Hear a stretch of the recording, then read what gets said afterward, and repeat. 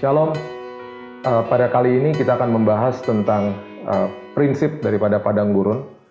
Padang gurun adalah sebuah perjalanan kehidupan manusia yang Tuhan biarkan terjadi supaya kita bertumbuh di dalam Tuhan. Satu tujuan Tuhan dalam hidup ini adalah supaya kita bertumbuh dan menjadi manusia yang mempunyai karakter seperti Dia, karakter ilahi. Nah, karakter itu diterjemahkan di dalam sebuah ayat di dalam Alkitab yang sangat luar biasa. Di dalam Roma pasal yang kelima ayat 3-5 itu sebenarnya ada 4 komponen yang dibahas sama Paulus. Pertama adalah kita akan pasti mengalami sebuah ujian. Diterjemahkan sama Paulus yang namanya kesengsaraan. Kesengsaraan adalah faktor eksternal. Dan selalu faktor eksternal itu atau yang namanya ujian kita nggak pernah tahu kapan datangnya. Anak sekolah dikasih tahu jadwal ujian, mereka bisa siap-siap, bahkan kita kadang-kadang siap-siap last minute gitu ya. Tapi yang namanya ujian kehidupan itu bisa datang kapan aja. Makanya persiapan untuk ujian kehidupan itu harus dipersiapkan setiap hari. Makanya dari dulu saya selalu katakan hubungan intim sama Tuhan adalah sebuah gaya hidup, bukan keharusan. Kalau itu masih jadi keharusan, kita akan berontak, kita akan capek, kita akan lupa. Itu indikasinya. Kalau kita masih dalam ranah itu, kita masih suka lupa, suka berontak, suka capek sendiri. Itu masih dalam sebuah konteks keharusan. Tapi kalau kita nagih dari dalam, aduh belum doa nih, aduh belum baca firman nih, aduh belum ada mesbah keluarga nih misalnya, itu berarti udah jadi gaya hidup.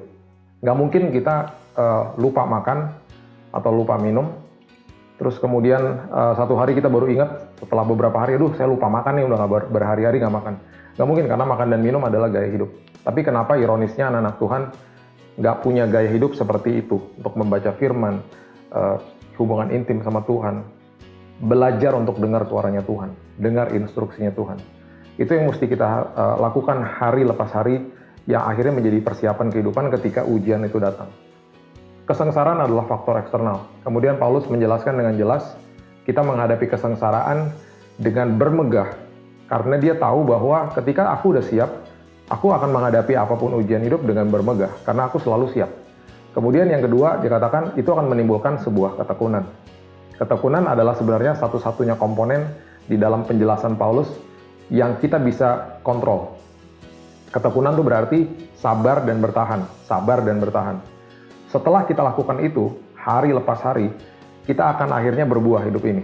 Berbuahnya 2, tahan uji, ya Roma 5 ayat 3-5 mengatakan dengan jelas, kita akan tahan uji, bahasa Inggrisnya disebut karakter. Dalam Alkitab terjemahan The Message lebih dahsyat lagi dikatakan the steel of virtue. Bayangin kita punya nilai yang seperti baja gitu dalam hidup ini. Akhirnya karakter kita dibentuk. Nah, setelah kita punya ketahanan yang sangat luar biasa, yang merupakan karakter ilahi, akhirnya kita punya pengharapan. Pengharapan di dalam Kristus yang tidak pernah mengecewakan. Jadi, yang namanya karakter sama yang namanya pengharapan adalah buah daripada ketekunan. Saya rangkumkan lagi ya. Kesengsaraan atau ujian, faktor eksternal. Ketekunan adalah satu-satunya komponen, maksud saya, yang bisa dikontrol sama kita. Kemudian ada buah. Buah yaitu tahan uji, sama yang namanya pengharapan. Pastikan di dalam apapun yang kita hadapi, tekun, sabar, bertahan. Sabar, bertahan. Sulit bagi kita untuk bertahan, sulit bagi kita untuk sabar, kalau kita nggak dikuasai sama firman.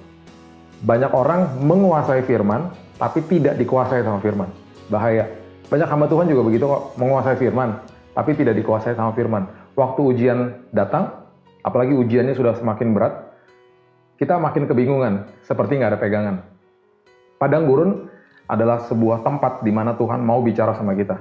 Padang gurun yang saya catat di sini adalah tempat di mana Tuhan mau merendahkan hati kita, menguji kita, menguatkan kita, dan memurnikan hidup kita. Ulangan pasal yang ke-8, ayat yang kedua adalah tujuan daripada padang gurun. Ingatlah kepada seluruh perjalanan yang kau lakukan atas kehendak Tuhan Allahmu di padang gurun selama 40 tahun ini, dengan maksud merendahkan hatimu, dan mencobai bahasa Inggrisnya testing, untuk menguji, untuk mengetahui apa yang ada di dalam hatimu, yakni apakah engkau berpegang pada perintahnya atau tidak. Merendahkan hati sama menguji, benar gak sih di dalam hati kamu tuh kamu benar-benar punya firman yang selalu melekat di dalam sini. Amsal 4 mengatakan dengan jelas, keep it in the midst of your heart. Semua perkataan Tuhan, semua firman Tuhan taruh di dalam hatimu. Supaya kau siap menghadapi yang namanya padang gurun. Padang gurun tempat yang tidak enak ketika kita tidak mempunyai pengharapan. Padang gurun menjadi tempat yang luar biasa ketika kita ada pengharapan di dalamnya. Karena kita tahu Tuhan ajak kita ke sana untuk menjadi luar biasa. Jadi kalau menghadapi kesulitan hidup, menghadapi sebuah padang gurun kehidupan, mengucap syukur, kita bisa masuk ke situ kapan aja. Tanggal 10 Desember yang lalu, saya diajak Tuhan masuk ke dalam padang gurun. Dan itu kejadiannya sangat tiba-tiba. Saya buang-buang air sepanjang hari, tiba-tiba malam-malam gosok gigi, pingsan, dan rupanya ketahuan bahwa BAB saya sepanjang hari sudah penuh dengan darah, sudah ada pendarahan. Pingsan malam-malam, istri saya ketemui saya di kamar mandi, udah jatuh pingsan, dibawa ke dokter malam hari, dan terjadilah transfusi darah seperti biasa, dicek darah dan lain sebagainya. Dan mulai hari itu kami begitu terkaget-kaget keesokan harinya, karena dokter mengatakan ada sesuatu yang mencurigakan terjadi.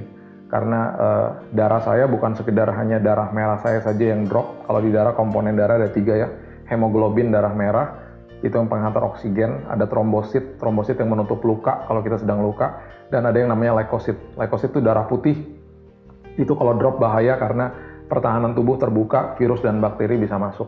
3-tiganya drop besoknya. Dokter langsung bertanya, ini ada apa? Biasanya kalau misalnya hanya virus atau luka di dalam lambung, itu biasanya hanya HB-nya saja atau paling-paling yang lainnya ngedropnya tidak terlalu signifikan. Jadi itu yang terjadi, dan akhirnya saya dirawat sempat 10 hari, dan terkaget-kaget banyak schedule khotbah yang harus dibatalkan di akhir tahun. Kalau hamba Tuhan biasanya schedule penuh tuh di akhir tahun, banyak ibadah Natal, ibadah akhir tahun dan lain sebagainya. Plus kami sedang rencana juga untuk pergi ke Israel tanggal 26 membawa jemaat. Dan akhirnya singkat cerita, di tanggal 25 waktu kami cek lagi, saya sempat dikeluarkan dari rumah sakit setelah 10 hari, walaupun dalam kondisi yang kurang baik. Di tanggal 25 saya cek darah lagi, dan ditemukan bahwa hasilnya sangat-sangat buruk.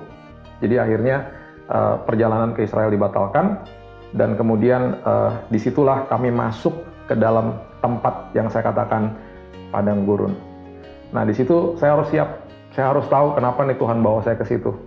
Kita bisa masuk ke padang gurun kapan aja. Hidup kita bisa dibelokin sama Tuhan kapan aja. Karena Tuhan mau trying to get our attention, mau ambil perhatian kita, karena di padang gurun itu tempat dia bisa ngobrol sama kita. Saya terlalu sibuk 20 tahun, pelayanan ke sana ke sini, schedule penuh. Ada doa malam, ada mesbah keluarga selalu.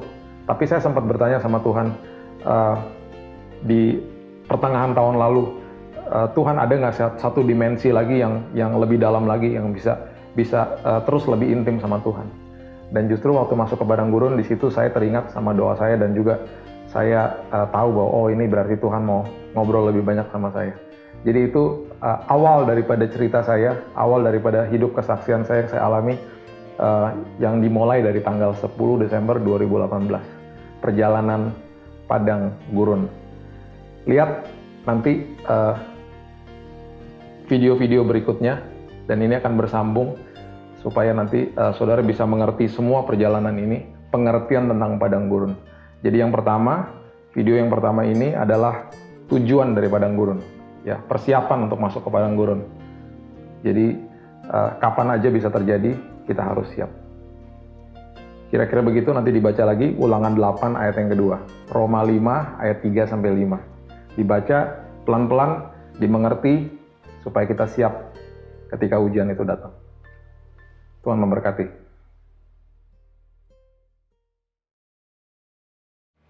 Saksikan seri Padang Gurun, seri kesaksian di mana saudara akan belajar tentang perjalanan di Padang Gurun, dan saya akan ceritakan pengalaman kesaksian hidup saya bebas dari kanker darah, disembuhkan Tuhan dari leukemia.